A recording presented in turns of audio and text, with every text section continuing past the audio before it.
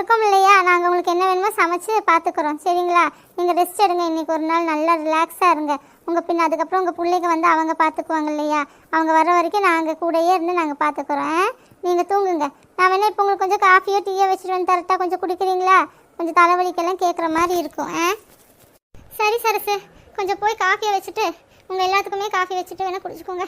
எனக்கு கொஞ்சம் காஃபி கொடுத்தா கூட நல்லா தான் இருக்கும் போல். கொஞ்சம் எடுத்துகிட்டு வந்து கொடுத்துருமா? சரசக்கா நீங்கள் இருங்க, நான் போய் காஃபி எல்லாத்துக்கும் போட்டு எடுத்துகிட்டு வந்து தரேன். சரிங்களா? சரி சரி உமா, போய் நீயே காஃபி போட்டு எடுத்துட்டு வா. வர்றப்ப அப்படியே நிறைய ஒரு சொம்பு நிறைய இல்லை, ஒரு ஃப்ரிட்ஜ் தண்ணி வேண்டாம். அங்கே அவங்க வீட்டில் எப்பவுமே வாட்டர் பாட்டில் தண்ணி போட்டு வச்சிருப்பாங்க. அந்த தண்ணி வாட்டர் பாட்டில் எடுத்துட்டு வா. அந்த அக்காக்கு நிறைய தண்ணி குடிக்க கொடுக்கலாம். இந்த இளநீ ஏதாவது வந்தாலும் வாங்கி கொடுக்கலாம். அப்போ தான் இந்த உடம்பு சூடெல்லாம் இறங்கும்.